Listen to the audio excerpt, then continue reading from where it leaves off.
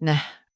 The first thing I noticed when I came home that Tuesday night was that nobody had bothered to leave the porch light on for me. Again. It was nearly 11. I had just gotten off a closing shift at the Dunkin on Route 9, the one out by the gas station that stays busy until 10, because of the truckers and the night shift nurses heading to Mercy General. My uniform smelled like burnt coffee, and the syrup we use for the caramel iced lattes, that sticky sweetness that gets into your hair and stays there even after you wash it. My back was screaming. My ankles were the size of grapefruits. I'd been on my feet for 9 hours. And my orthopedic shoes, the ones I paid $84 for at the strip mall in Poughkeepsie, were starting to wear thin on the heel. I fumbled with my keys in the dark.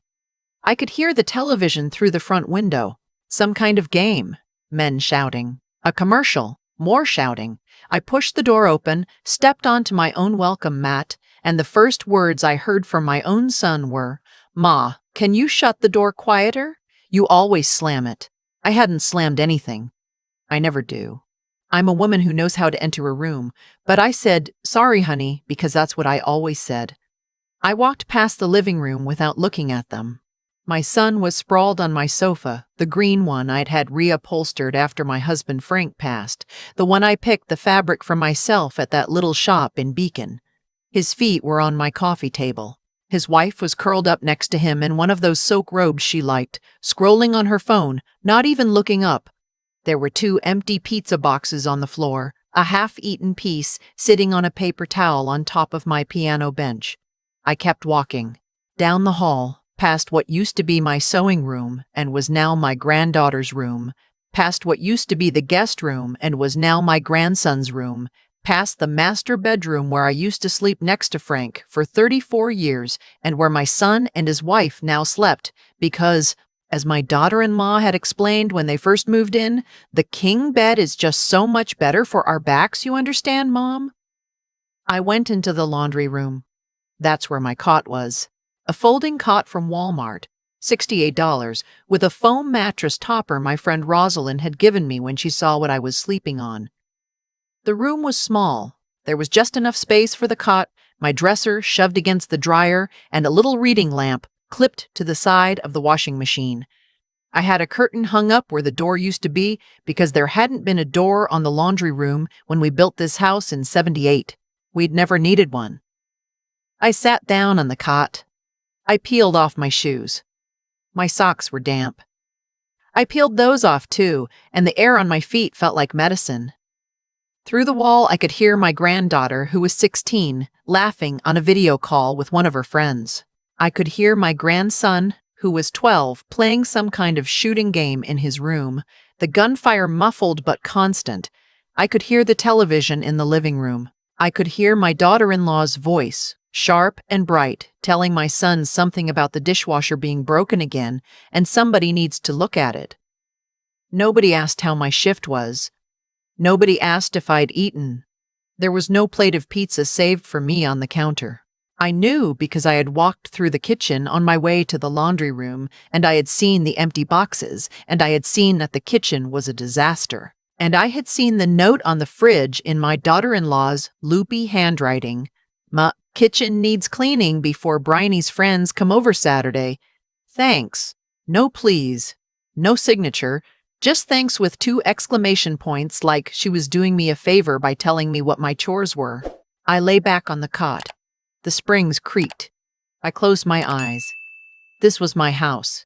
I had to remind myself of that sometimes. This was my house.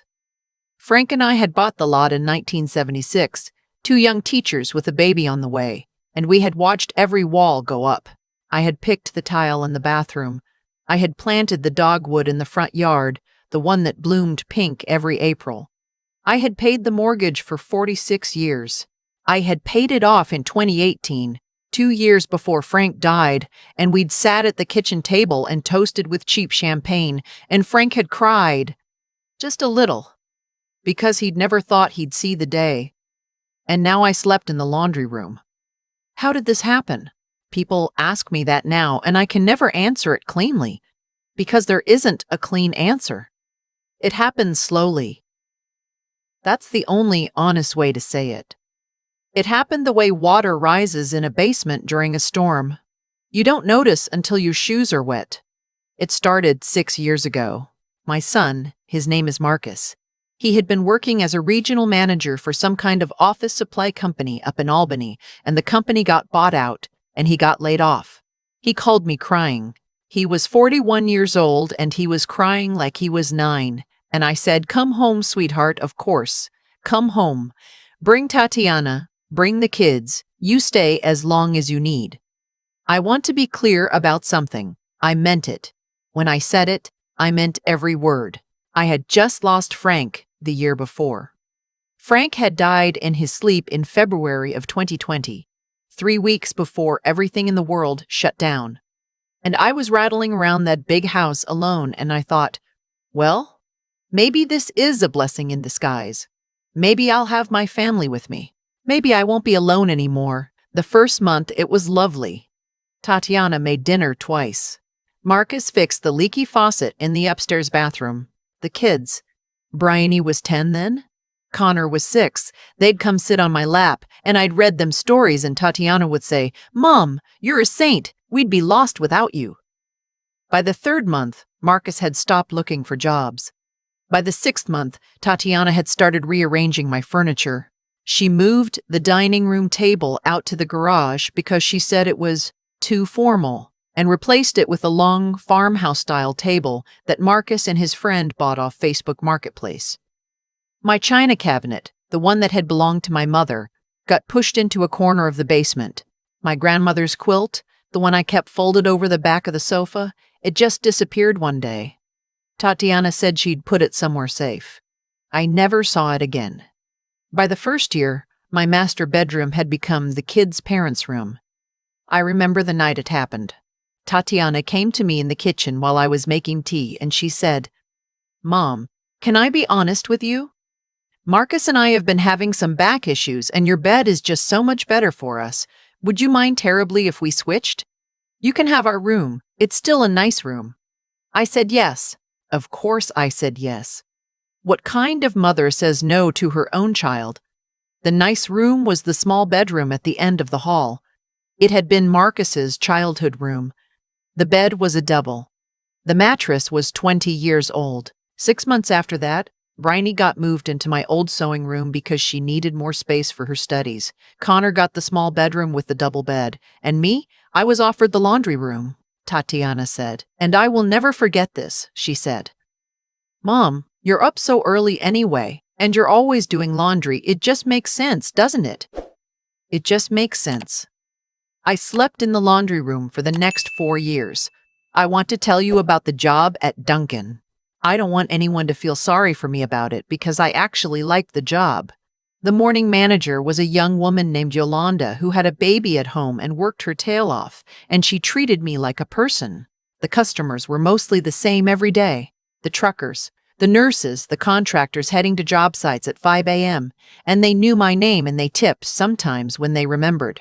The smell of coffee in the morning, that fresh smell before the burnt smell takes over, it reminded me of my mother. She used to drink Maxwell House out of a yellow mug, and the smell of it would fill the whole kitchen. I took the job because the bills were piling up. Marcus had been between things for almost 2 years by then, and Tatiana had a part-time gig at a yoga studio that paid in cash and store credit, and somehow my Social Security and my widow's pension were paying for everything. The mortgage was paid off, thank God, but the property taxes alone were almost $6,000 a year. The electric bill had tripled because Tatiana liked the house at 68 degrees in summer and 72 in winter. And the kids never closed the back door. The grocery bill. I have to laugh about the grocery bill. I would buy $300 of groceries on a Sunday, and by Wednesday morning, Connor would be standing in front of the refrigerator saying, "Grandma, there's nothing to eat in this house." So at 63 years old, I went down to the Dunkin on Route 9, and I asked Yolanda if she was hiring. She looked at me funny for a second, and then she said, "Sweetheart, I'm hiring anyone with a pulse." And I started the next Monday. I worked 4 shifts a week, $10 an hour plus tips. I'd come home with maybe $120 after taxes for 32 hours of work, and I'd hand most of it over to Tatiana on Friday because that was the day she did the family budget. She kept a spreadsheet. She would show it to me sometimes with little color-coded categories, and she'd say things like, "Mom, you really shouldn't have bought that prescription this month. The deductible is going to throw everything off." That prescription was for my blood pressure medication. I needed it to not have a stroke. The thing that's hard to explain is how a person can let this happen. I see the comments online when people share stories like mine, and I do read them. Even the meme ones, and people say, "How could you be so stupid? Why did you put up with it?" I would never let my children treat me like that. I want to say something to those people, gently. You don't know. You don't know what it's like to be a widow at 62, and to wake up alone every morning, and to look at the empty side of the bed, and to feel like you might fall right through the floor of your own life. You don't know what it's like to think, well, at least my son needs me. At least someone needs me. You don't know what it's like to have raised a child for 18 years, to have packed his lunches and watched him play Little League and stayed up with him when he had the flu, and then to have him at your kitchen table at 41 years old, crying. And to think there is no version of me that could turn him away. I thought I was being a good mother. I thought love meant giving and giving and giving until there was nothing left. It took my friend Rosalind to make me see it. Rosalind has been my friend since 1981. We met in the staff lounge at the elementary school, where I taught second grade and she taught fourth. She was a divorcee then, raising 2 boys on her own, and she was tough in a way I wasn't. She drank her coffee black. She said exactly what she thought. She came over for tea one Saturday afternoon. This was about 6 months ago. She'd been wanting to see me for ages, but I kept putting her off, because the truth was I was embarrassed by the state of my own house. I didn't want her to see it. I didn't want her to see it. I didn't want her to see me in it. But she insisted, and so she came. I made her sit on the porch because the living room was a wreck, and Tatiana was watching some show, and the kids were arguing in the kitchen. We sat on the porch with our tea, and Rosalind looked at me for a long time. "Honey," she said, "what is happening to you?" I started to laugh it off. I was good at laughing things off by then, but Rosalind didn't laugh with me. She just kept looking at me, and I felt my throat close up and my eyes burn, and I said, "I don't know." She said, "How long have you been working at the donut place?" I said, "About 1.5 years." She said, "Why?" I tried to explain about the bills. I tried to explain about the bills. I tried to explain about the grocery budget. I tried to explain that Marcus was still looking for the right opportunity and that Tatiana was building her business and the kids had their school things. Rosalind said, "Where do you sleep?" I didn't answer. She said, "I'm asking you, honey. Where do you sleep in your own house?" I told her. She closed her eyes for a moment. When she opened them, they were wet. "Sweetheart," she said, "they are killing you. You know that, don't you? They are killing you slowly in the house you built, and they are calling it love." I started crying then, right there on my own porch. I cried in a way I hadn't cried since Frank died. Big shaking sobs that came up from somewhere deep in my chest, and Rosalind didn't say anything. She just held my hand, and after a long time she said, "Listen to me. I have a cousin who's an attorney. Her name is Marlena Jezerwinski. I want you to call her on Monday. Will you do that for me?" I said I would. I didn't that Monday, or the Monday after that, but I thought about it every day. The chicken thing happened on a Thursday in October. I came home from a closing shift, exhausted, and the kitchen was the kitchen. Pizza boxes again. My grandson Connor had a thing where he didn't eat anything except pizza, chicken nuggets, and Cheez-Its, and Tatiana had given up on making him eat anything else. So there were always pizza boxes. There was a half-eaten chicken wing. They'd ordered wings too that night, sitting on top of the sugar bowl. The sugar bowl was Frank's grandmother's. It was Limoges. I had used it every morning of my marriage. I picked up the wing. I was so tired I just wanted to clean it up and go to bed. I walked into the living room with the wing and a paper towel. Connor was on the sofa playing his video game. He was 12 years old. I said, "Sweetheart, please don't put food on Grandma's sugar bowl." He didn't look up from his game. I said, "Connor, honey, I'm talking to you." He turned his head just slightly. He looked at me. He looked at the wing in my hand. And then he reached out, took the wing, and threw it at me. Threw it. Underhand, casual, like he was tossing a wadded-up napkin into a trash can. It hit my chest. It left a smear of buffalo sauce on my Dunkin' Donuts uniform shirt, the one I had bleached myself the night before to get the coffee stains out. He went back to his game. Tatiana was sitting in the armchair across the room. She had been watching. She didn't look up from her phone. She just said, mildly, "Connor, baby, that wasn't very nice. Tell Grandma you're sorry." He said, "Sorry," to the screen. That was it. I stood there in my own living room with chicken sauce on my shirt, and I felt something inside me click. Not break. Click.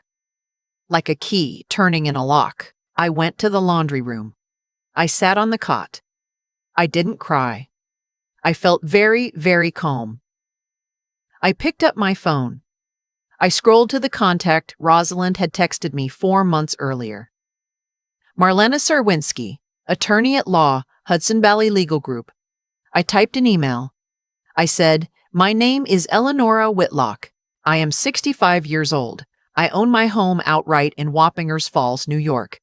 My adult son and his family have been living with me for 6 years. I would like to know my legal options for asking them to leave. I work the closing shift at Dunkin' Donuts and can come in any morning. Thank you." I hit send. I went to bed. For the first time in 6 years, I slept the whole night through. Marlena was a woman about my age. She had silver hair cut short and a navy blue suit, and she met me in a small office that smelled like lemon furniture polish. She read what I'd written down. She asked me a lot of questions. She asked me if there had been any agreements in writing about my son living there. There hadn't. She asked if any of them paid rent. They didn't. She asked if any utilities or property taxes were in their names. They weren't. Everything was in mine. She put down her pen. She said, "Mrs. Whitlock, in the state of New York, your son and his family are what we call licensees, not tenants. Licensees. You let them stay there as a courtesy, and you can revoke that courtesy. Now, because they've been there more than 30 days, we still have to go through a formal process, but it's a process that ends with them leaving. Do you understand what I'm telling you?" I said I did. She said, "There's something else I have to ask you, and I want you to answer me honestly. Are you sure?" I thought about Connor throwing the chicken wing. I thought about my grandmother's quilt that had disappeared. I thought about sleeping on the cot for 4 years. I thought about Frank and the toast we'd made at the kitchen table when we paid off the mortgage, and how he had said, "This is our home, Nori, ours forever." I said, "I'm sure." Marlena said, "Then we begin." The first thing we did was send a letter. A formal letter on her firm's letterhead, giving Marcus and Tatiana 30 days to vacate the premises. She told me to expect a reaction. She told me to call her immediately if anything happened that made me feel unsafe. I came home the day the letter was supposed to arrive. I had worked a morning shift, so I got there at 3. The mail was on the counter. The letter was open. Tatiana was sitting at the table. I had never seen her face look like that. She held up the letter. Her hand was shaking. She said, "Mom, what is this?" I said, "I think you should read it." I read it. "What is this? Is this a joke?" I said, "No, honey, it's not a joke." Marcus came in from the garage. He had grease on his hands. He'd been working on the riding mower for weeks, which mostly meant sitting next to it and drinking. Tatiana shoved the letter at him. He read it. His face went white and then red. He said, "Ma, are you out of your mind? Are you having a stroke or something? Did Aunt Margaret talk to you?" I said, "Aunt Margaret talked to you." I said, Aunt Margaret has been dead for 9 years, sweetheart. He said, you can't do this. This is our home. I said, it's my home. Tatiana stood up. She was crying now, the angry kind of crying. She said, after everything we've done for you, after we moved in here to take care of you, after we moved in here to take care of you, after we... I said, Tatiana, honey, please stop. It was the way I said it. Quiet. I heard my own voice, and I almost didn't recognize it. There was no apology in it. She stopped. I said, I love you both. I love the children. But I can't do this anymore. I'm 65 years old. I work nights at a donut shop so that you can stay home and watch television. I sleep in the laundry room of the house I built with my husband. I have not had a single meal cooked for me in 4 years. My grandson threw a chicken wing at me last week, and you laughed. Tatiana said, I didn't laugh. I said, you didn't stop him. She didn't say anything to that. I said, you have 30 days. After that, I will have you removed by the sheriff. I don't want it to come to that. I don't want this to be ugly. But you are leaving. The decision has been made. I went to the laundry room. I took off my Dunkin shirt. I lay down on the cot. Through the wall, I could hear Tatiana sobbing. I could hear Marcus's voice, low and angry, saying things like, she's lost her mind, and we'll fight this. I could hear my granddaughter Bryony come down the hall and ask what was going on, and Tatiana's voice breaking as she said, Grandma is kicking us out, baby. I closed my eyes. I felt no guilt. None. I want to be honest about that because I think it surprised me too. I had spent my whole life feeling guilty about everything. Guilty about not calling my mother enough before she died. Guilty about working when Marcus was little. Guilty about every kind word I didn't say. Every casserole I didn't bring to a sick neighbor. Every time I'd spoken sharply when I was tired. Guilt was my mother tongue, and I lay there on that cot, in the laundry room of my own house, having just told my only child that he had to leave, and I felt nothing but a great, wide silence inside myself, like a field after a storm. Maybe that's what people mean when they talk about peace. The 30 days were not pleasant. I won't lie about that. Tatiana didn't speak to me for the first 2 weeks. Marcus tried, on and off, to negotiate. He'd corner me in the kitchen and say, Ma, what if we just paid you some rent? He'd say, Ma, what about the kids' school year?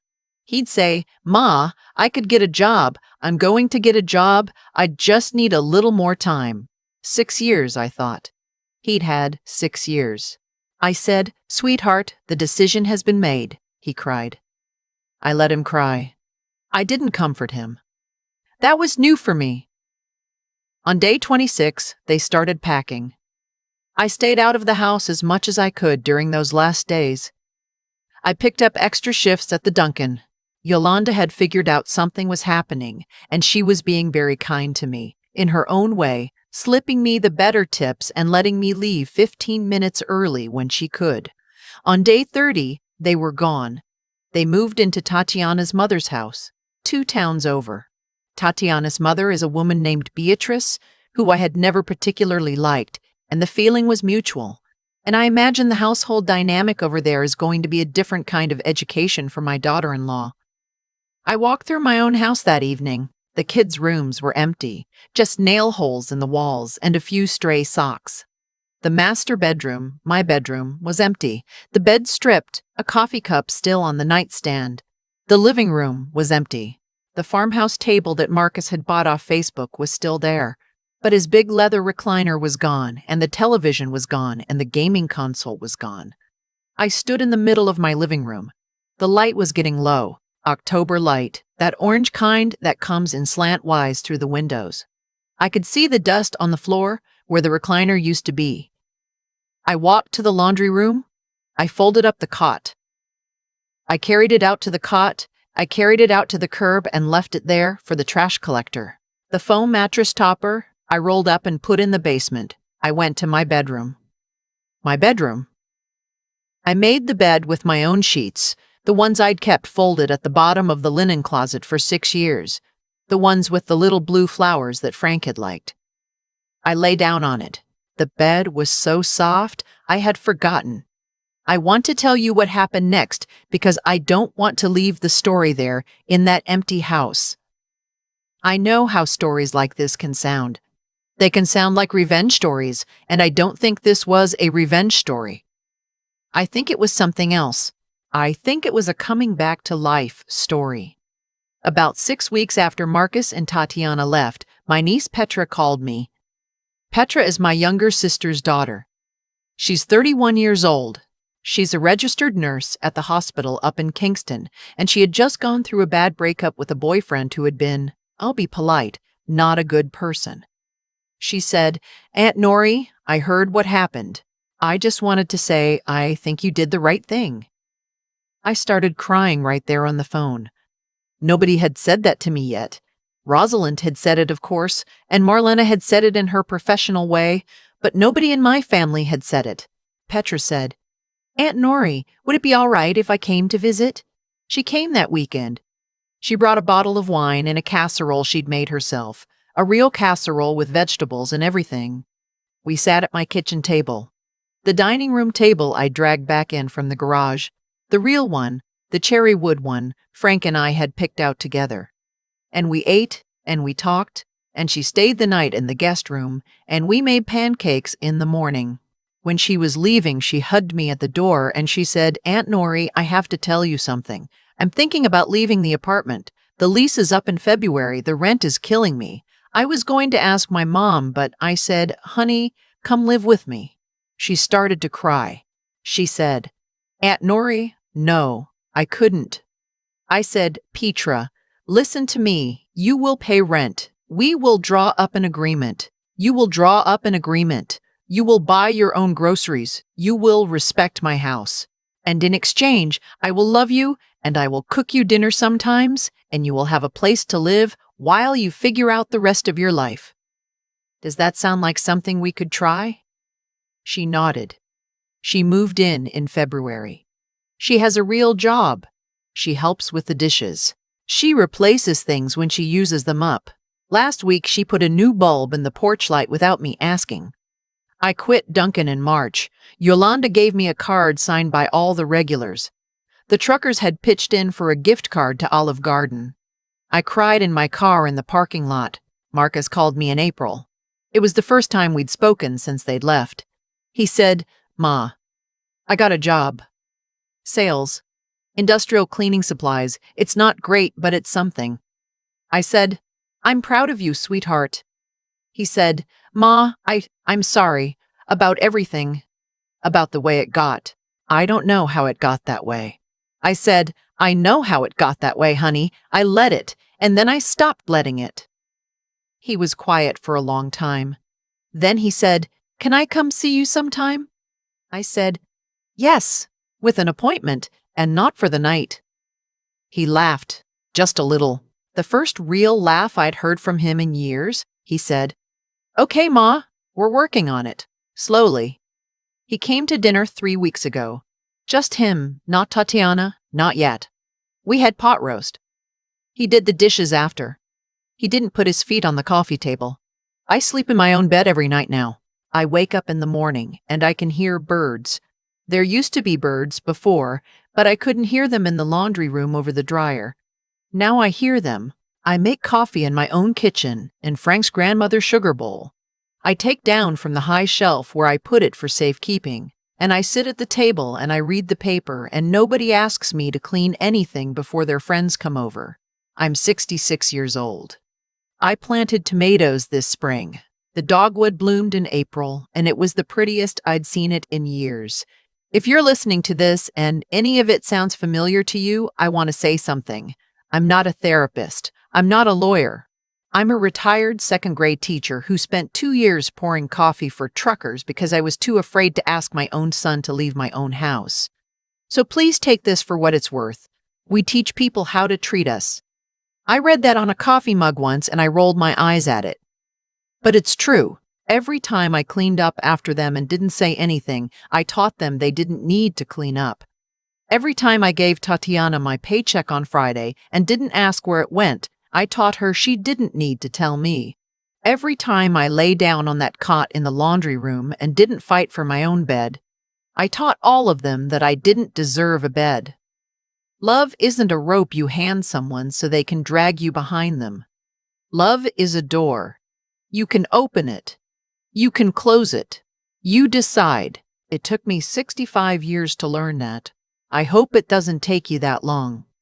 I think about that laundry room sometimes, the cot, the clipped reading lamp, the way I would lie there at midnight smelling like burnt coffee, listening to my own grandson laugh at video games through the wall and tell myself this was love, that this was what a good mother does. That sacrifice was the price of being needed. I was wrong. And I want to be clear about how I was wrong, because I think it matters. Nothing that happened to me was an accident. Marcus didn't lose his ambition because of bad luck. Tatiana didn't move into my bedroom because of some misunderstanding. Connor didn't throw that chicken wing at me because he was having a bad day.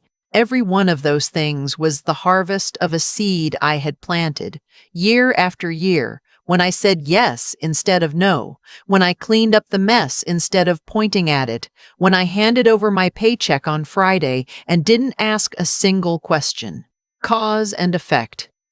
That's all it ever was. I taught my family, with thousands of small lessons, that I would absorb whatever they handed me, and then one day, I was shocked to find that they handed me everything. That's the part nobody tells you. The hardest truth I ever swallowed wasn't that my son didn't respect me.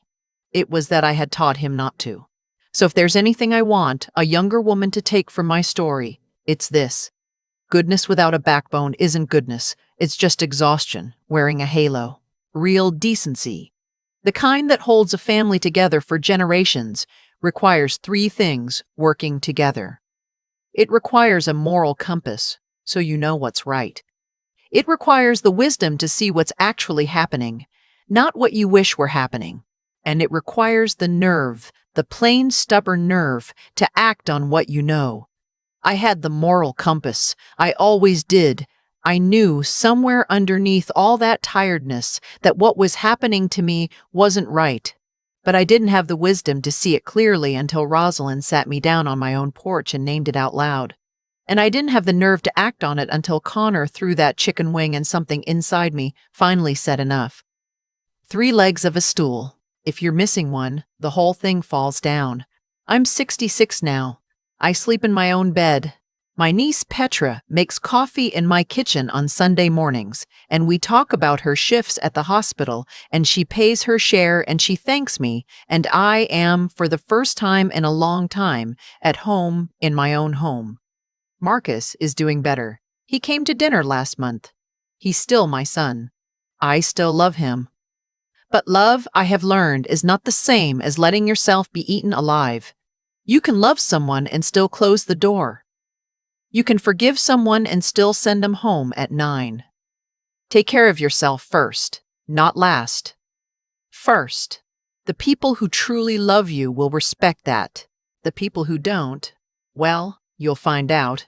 And finding out is its own kind of mercy.